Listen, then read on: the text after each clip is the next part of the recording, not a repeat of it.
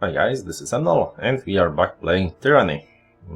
Last long episode was spent creating a character and backstory for it, and now we are going to actually play.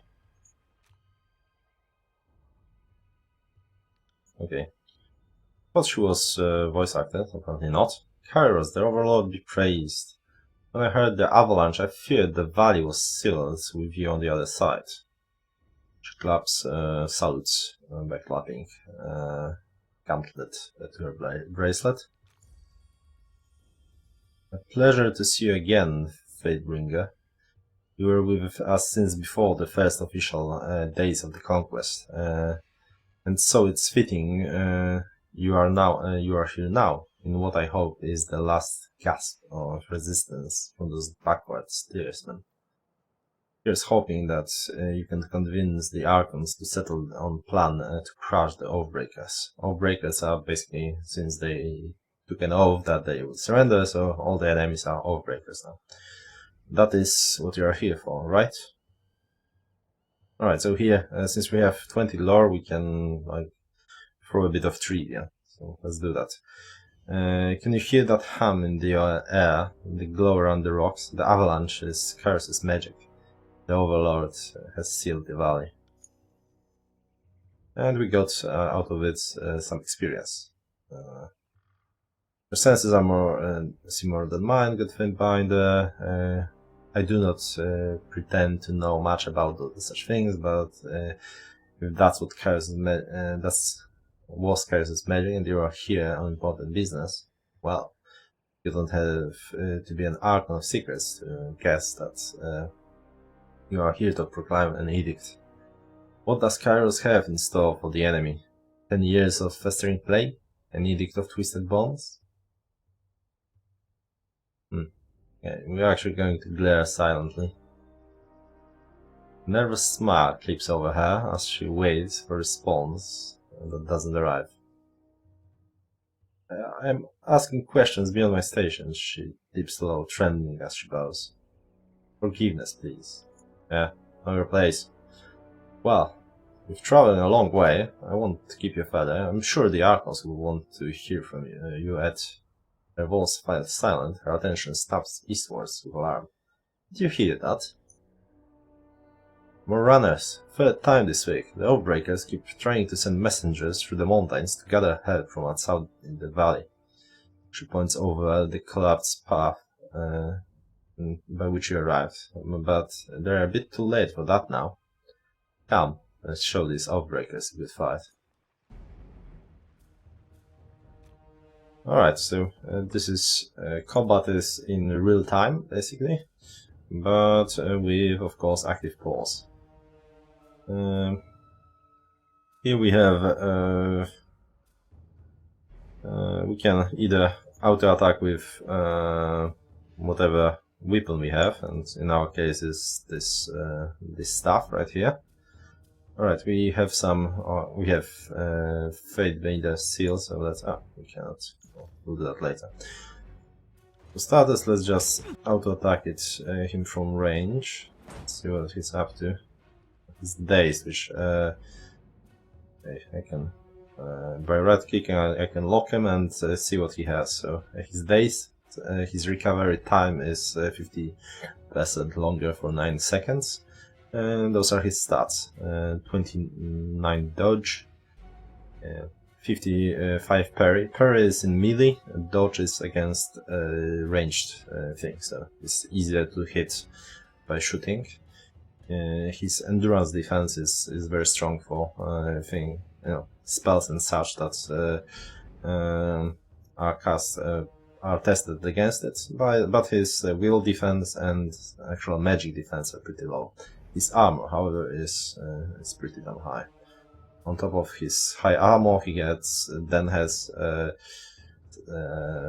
additional armor against slash and pierce damage. So if we were to hit him for example, 10 slash damage, we would have only done 1. Well, all of that would have been absorbed by armor, and if everything is absorbed by armor, it is you only deal 1 damage. So since he has in this case 13 armor, if we were to, for example, hit him for 13, we would deal 1 damage. For 14, still 1 damage. But for example, 15, we would do 2 damage and so on. It basically subtracts the amount of armor.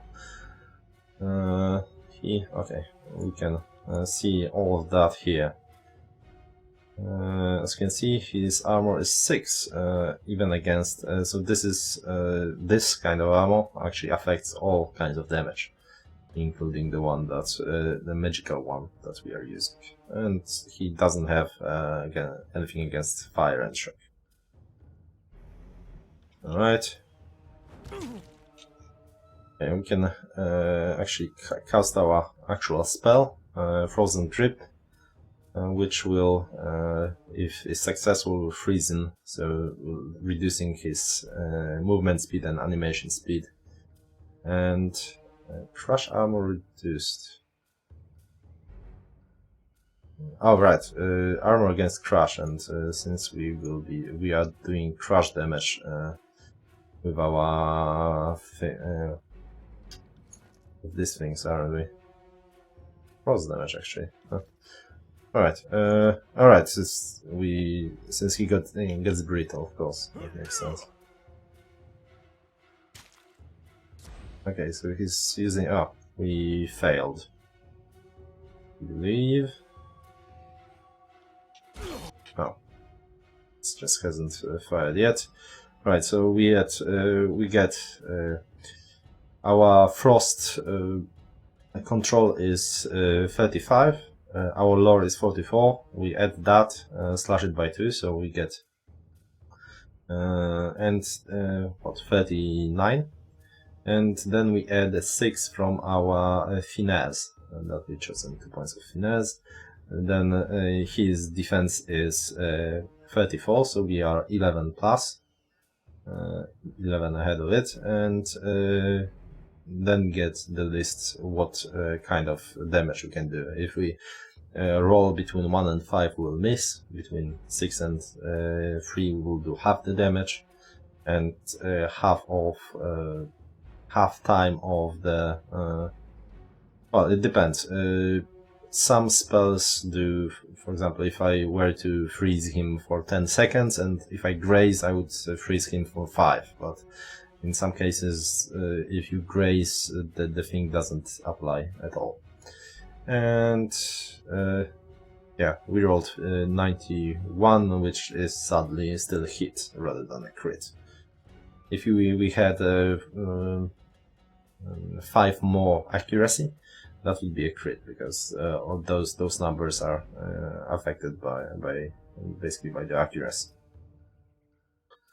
Right, so yeah, armor against crush. So we didn't know that because we only know the armor that we tested, and this guy. Oh, apparently we know this one always, which is weird. But basically, his basic crush armor is also 7. Okay, he's using a cleaving strike. That's a cleaving strike, so I'm going to back off a little bit and attack. But when we are moving, as you can see, the way all that works, as you can see here, is recovery. After we cast the spell, we need to wait 1.5 seconds to do another action. In this case, and same goes for attacks. If you can see here. We attack with our after an attack with our staff, we have to wait 4 full seconds. It's 1 second is basic one, everyone has it. 2.5 because that's how this stuff rolls. It's basically quite powerful attacks, but rare ones. And then our armor adds 0.5 second recovery. As you can see, 0.2 here, 0.1 here, here and here. And now we'll wait 0.1 second, attack him, and wait 4 seconds for another action. He's making an animation now, and he hit that Aurora person for 21 here. Yeah, that was just a hit rather than a crit. And we just keep attacking. We have... you always get a thrust ability, which is... basically it takes your... takes your weapon that you have and what kind of thing you're using for it. So in this case we have a frost staff, so we would do frost damage, but we'll do more of it. It's the same recovery, but it's just times 0.5. So if you were sitting next to him, we would want to actually use trust, and then we'll be able to actually upgrade this ability depending on what we'll be going for in our talents, but we'll discuss that a bit later. Okay, let's go. We can speed this whole thing up a little bit, actually.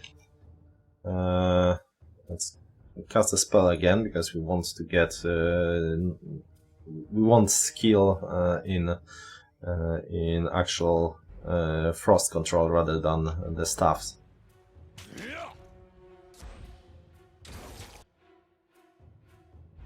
Okay, and now we can actually do that thrust thing, and down he goes. If you were looking here during the fight, there was as you can see, there was an skill increase, right? As you can see, a level up, one-handed weapons. In our case, that was probably a staff or cold control. And one of our skills has gone up a rank. Whenever we use skills, we get levels, and we can loot this guy and get some potions. By holding tab, you show things that are interactable. So in this case, we could have, for example, you can click that, and this is an ancient weaving mother statue. Pays homage to the Queen Lycaris. First of her name, fresh waters once flowed from the statue, but when curious forces attacked Wendrian's well in 429, the statue began weeping blood and has done so ever since. And those are some fade aways, yeah, so basically crucified people. Alright, and here we can interact with this boulder that blocks our way. So we can squeeze through the gap, but since we went for 30 athletics, we can actually move the boulder. And as you can see here, that actually gave us, since we used it, we got even more athletics out of it. And also +1 magic stab, but I think that's, I'm not sure why. That's probably because we killed the guy doing this. It's a bit weird. Alright, let's start killing those guys. This is basically a tutorial, so this guy will never die. Yeah. And we can hit him. Killing him will take a while. Right, we can speed this up.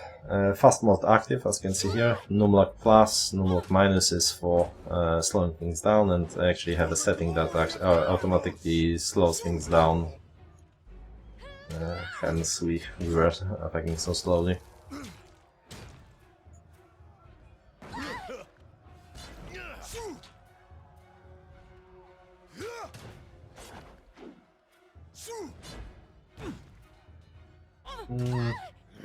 There one? Okay, I will cast the shield on myself, because why not? What is the recovery? 0.5 seconds, not bad. And I want to keep casting the spell.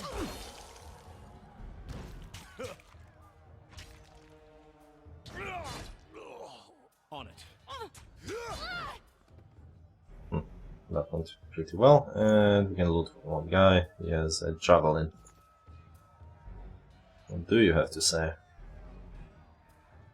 Don't bother with me. Go down the path, Justice. Rastus? Not sure. And the soldier clashes his gut and winces. You can see a hint of entrails between his fingers. You're wounded, that's not true. Okay, let's be this, but a scratch. I've seen twice as worse, 10 times over. Keep hold. Keep hold of your guts then. Alright. Another dead guy to loot.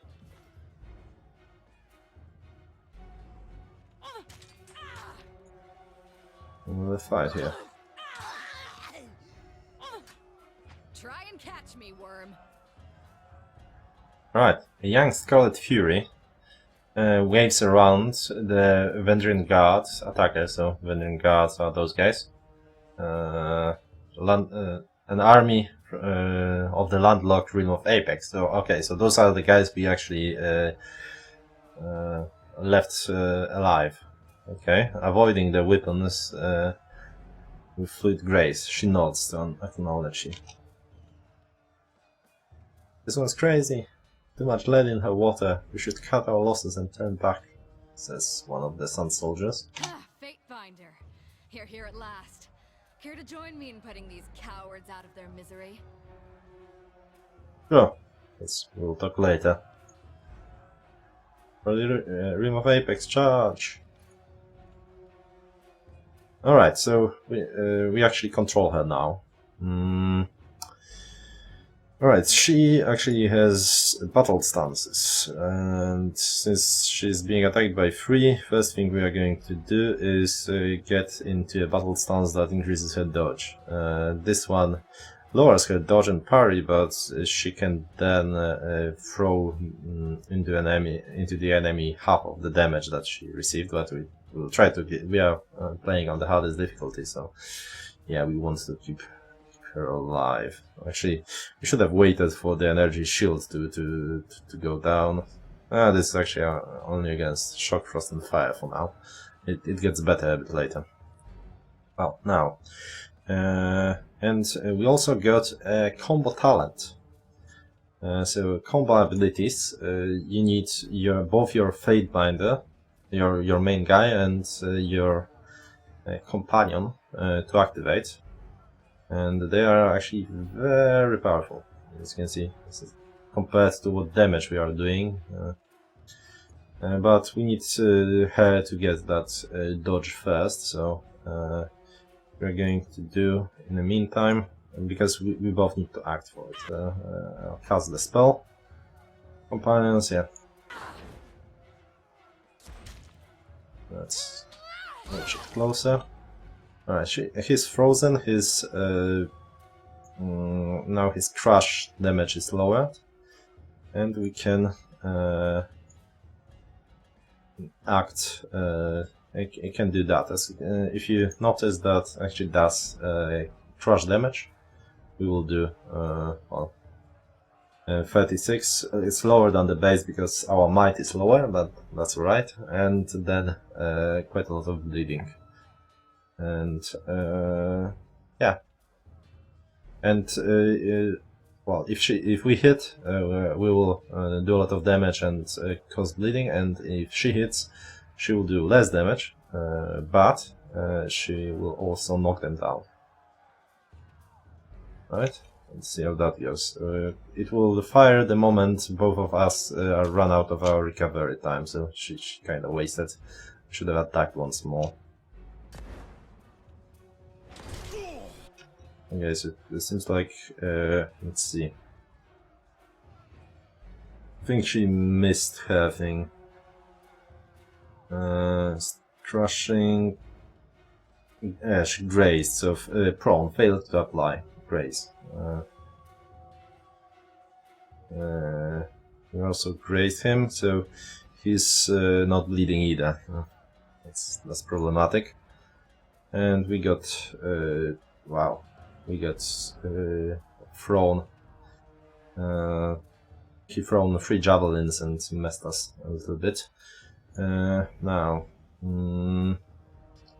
right. So she'll use her ability Skewer, basically double slash for decent damage. We'll basically we want to try to finish this guy off.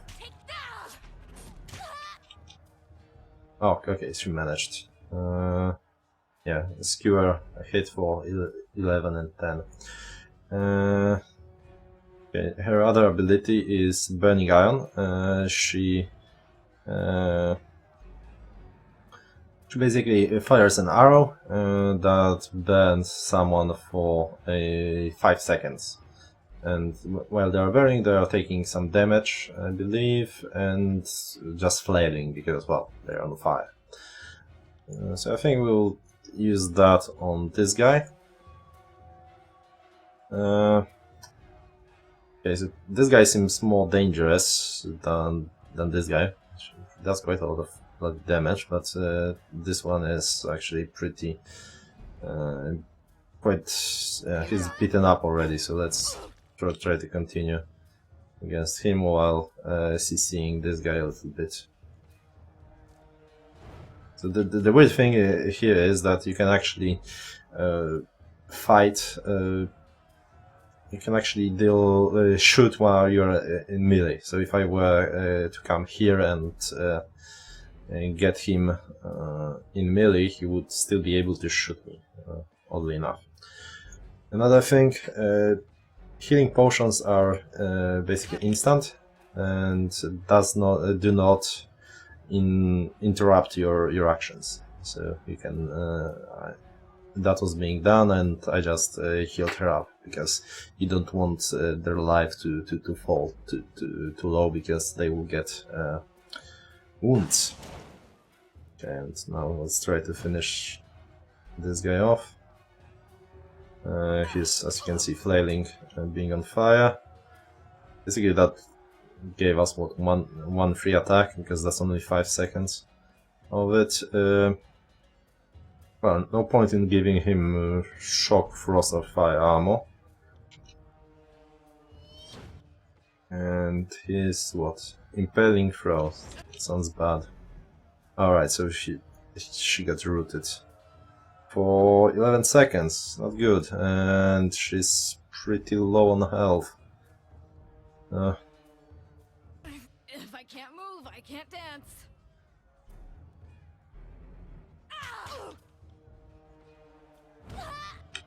Alright. Well, let's try to I got it. get his attention. Not going to happen. Ah, yeah, wounded. When the party member takes damage, so she has now, if we take her, she has 1 wound, so 10% less maximum health, and all her skills are lower now, which is annoying, as you can see. -5 is a decent chunk of change here. And yeah, annoying. Okay, now we actually got his attention.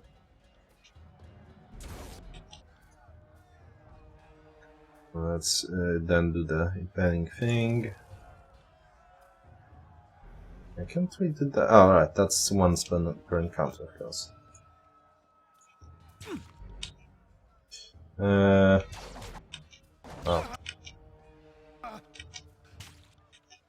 Alright, we will drink one of the potions because we don't want to get wound ourselves. We'll have a actually pretty dangerous fight in front of us in a sec. Ah. And now he decided to go against us. Okay, Skewer should finish him off. Nice.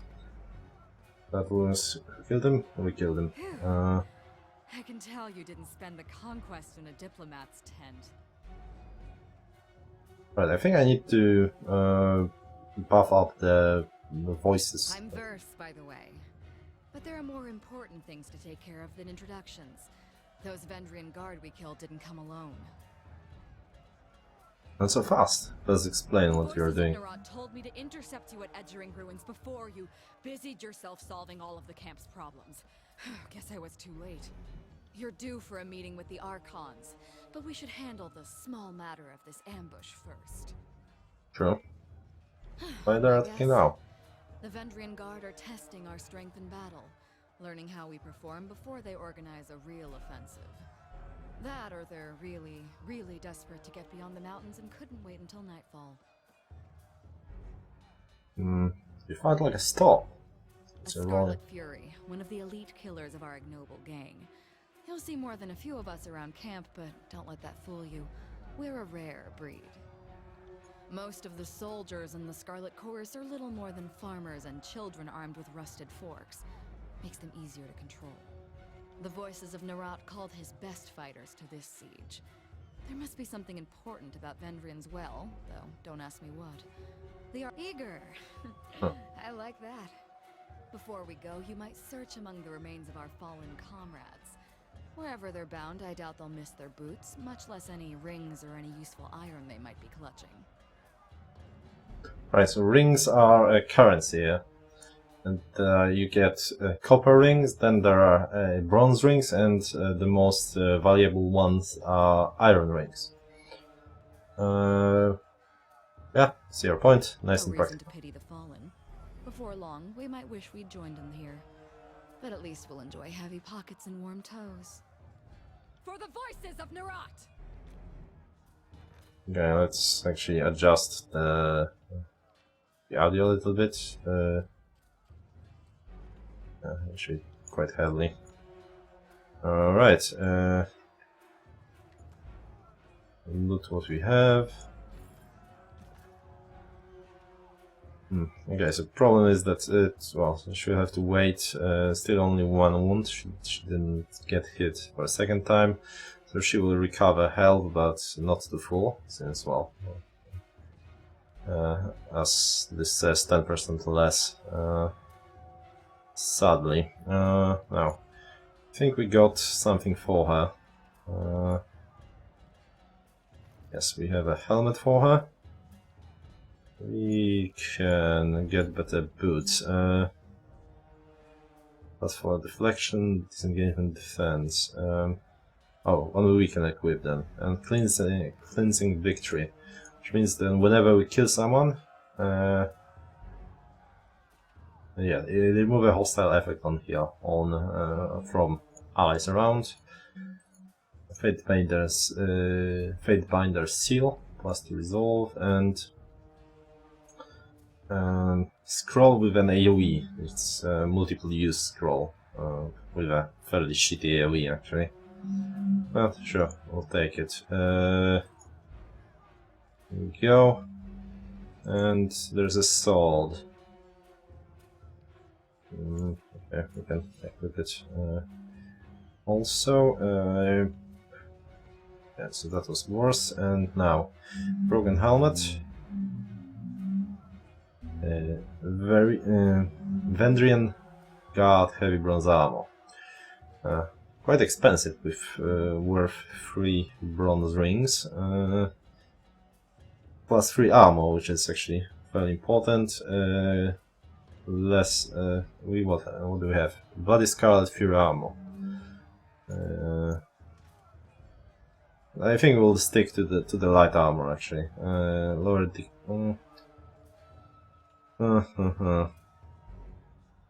Slash, fire, frost. Okay, problem is that she's pretty beaten up, so perhaps only for this single engagement, maybe we want to use that. Let's keep it as this. We have what? Shield, if you were so inclined, but she's mostly, as you can see, a dual wielding machine. And she does have less healing potion here and some things. She also has a bow. Now, what? Revive when defeated for.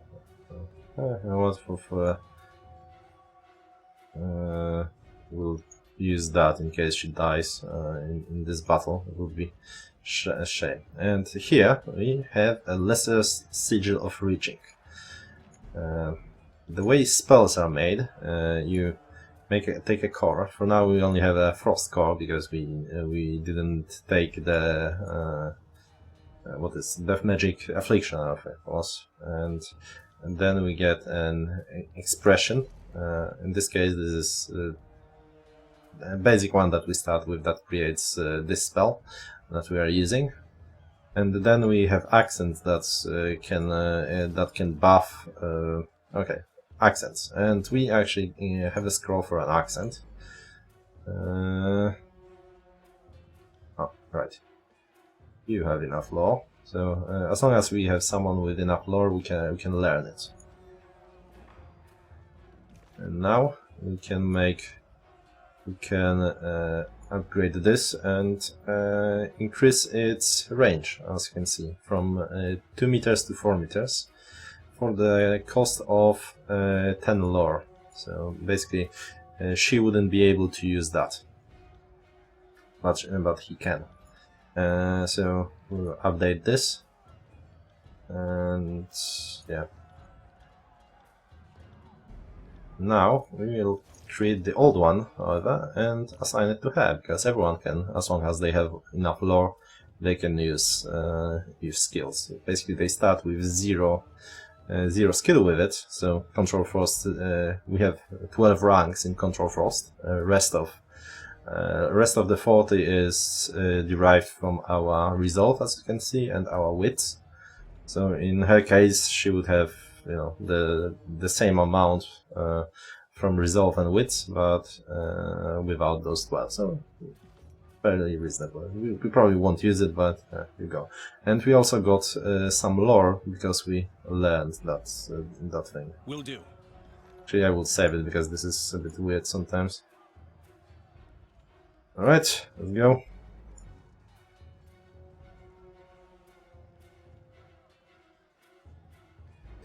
Eyes forward, no looking back. You? His attention lands on you, and a double take of recognition comes over the man's face. This Peacebringer from the war. Alright, so this is... the people of Apex know you as Peacebringer for your efforts to negotiate a surrender from the Dungeon Guard, saving them the costly conclusion to an inevitable defeat. You've met only a fraction of the Viridian Guard in person, but nearly all of them watched their captains bow to you. It would seem your reputation precedes.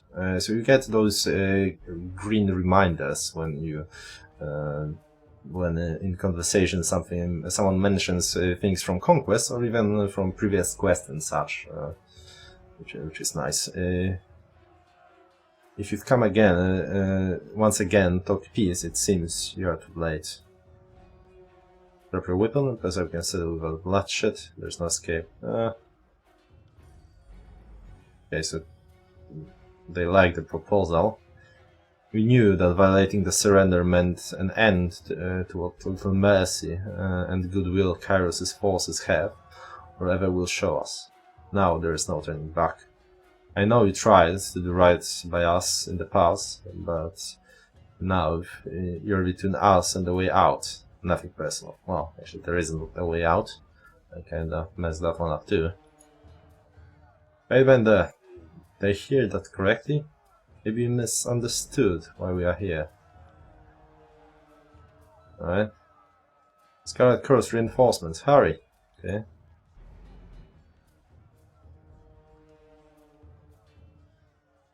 Round down the breakers, let none escape. Guy named Mocking Blaze. And he starts chanting some magic. Hold position, all of you! You there! Keep to the path! No, do not engage them! You need to run. Yeah, so they were actually running rather than testing their defenses. Okay, so he is casting Bastion. Bastion would increase his damage, if I remember correctly, by 40% for a while, so we'll try to knock him down using this before he casts it. Oh yeah, and now it explains the companion combos. Actually managed, but we knocked him prone.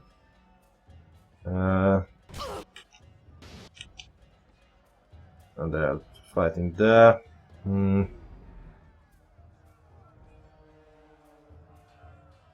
no, don't stop changing stances. Want you to attack this guy.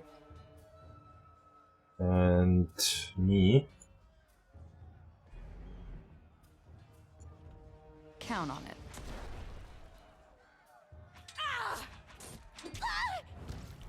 Wow, that was less than ideal. Holy shit, yes. Wow, look at his defenses. Let's see. Yeah, skewers. Skewer grazes, yeah, we barely touched him. Despite pretty high armor penetration.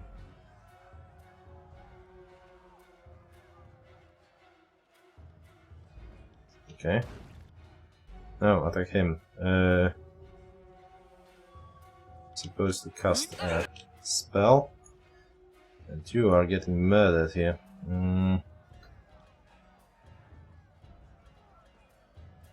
Okay, let's focus on this guy.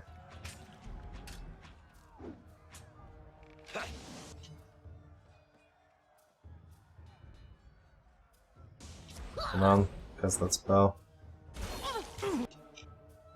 So he's both on fire and frozen.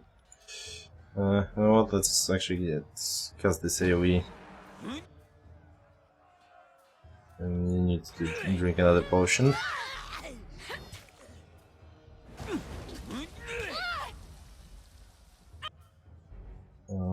Okay, just a little bit of damage here and there. This guy is annoying. So, perhaps he wasn't casting Bastion, he was casting that defensive one that has, for some reason, almost the identical... what is it? Almost identical icon. See, okay, so this one would actually die much faster. Okay, let's finish him then. I'm not dead yet. Oh, that was a bad idea to not do that. Yeah. So as you can see here, he has only 4 armor and no slash and crush resistances, while this guy has 7 slash and 7 pierce, and no pierce as well. And Vers is mostly doing slash damage. If we slash and pierce damage, actually. So one of her weapons does slash, the other one does pierce. As you can see here, slash, pierce. Okay, so that guy is dead. This guy is busy with the others, so I'm more than happy with that.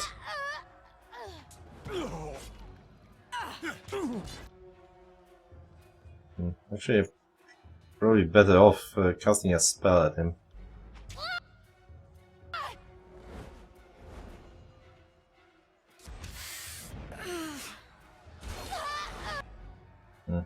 Hardly any damage there. Oh, look at that, they won their little skirmish. Usually they die. And they have to fight with 5. Did I always? Oh, fuck. That doesn't really matter.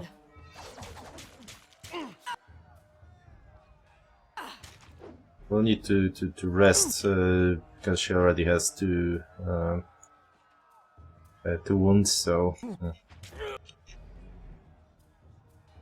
no point in getting another potion. Let's throw that arrow here.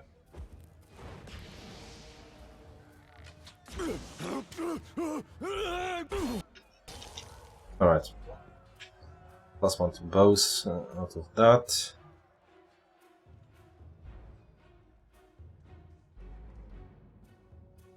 Come quick! We have a situation on the cliffside. They have the commander.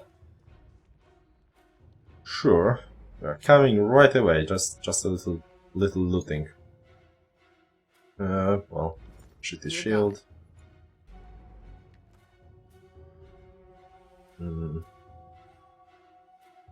Not bad, actually. And some iron brand, so basically a scrap metal.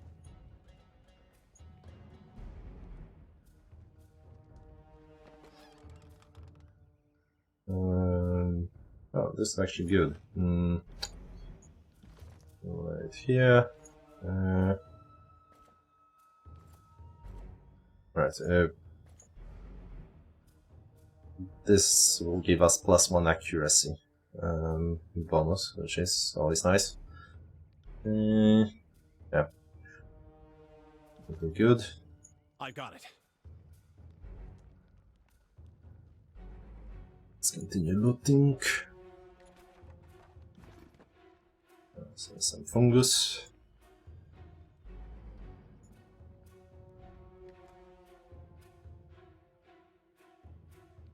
Heavy ammo.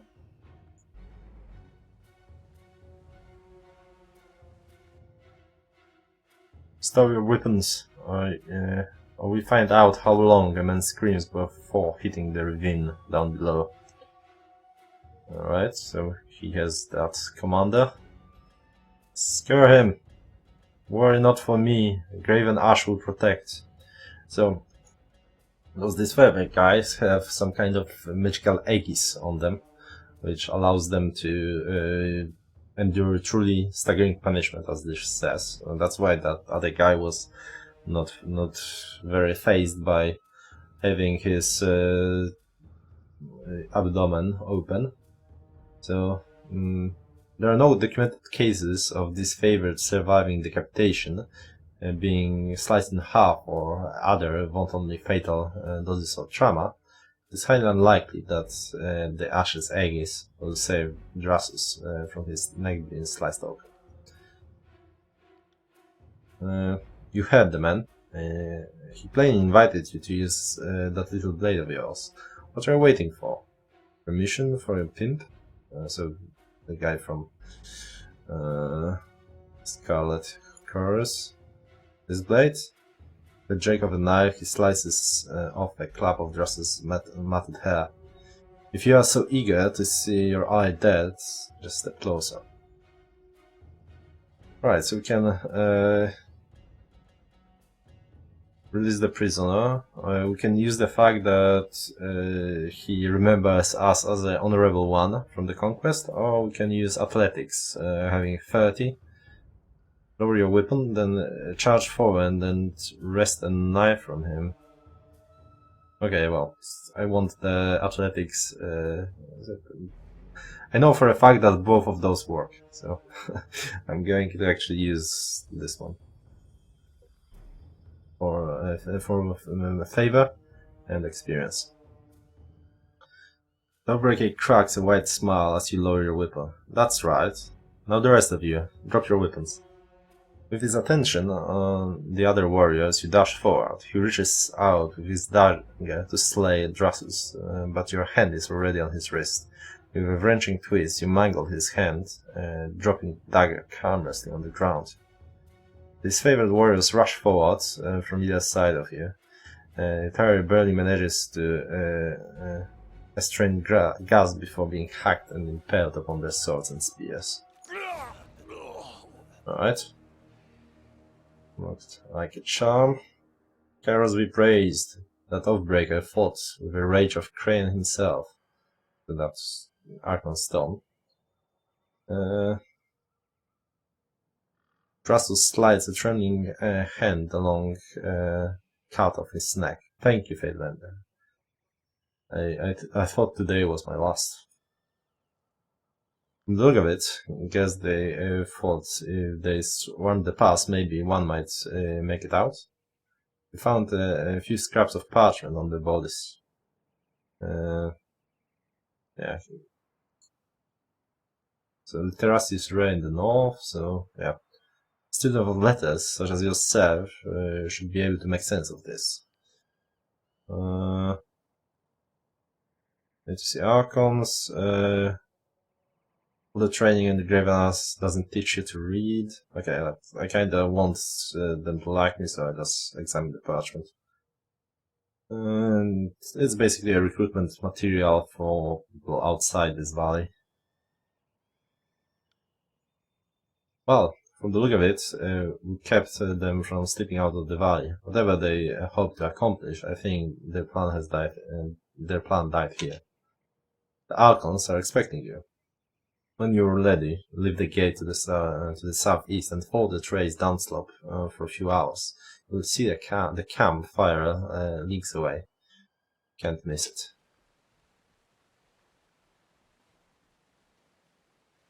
Right, we are actually at 45 minutes again. That was a bit of a tutorial fight. And a lot of bloody reading. Not sure how I like it. Let's finish this whole section though. Get another sigil. This one, you know what? This is actually a longer talk, so... well, thanks for watching guys, and I will see you next time.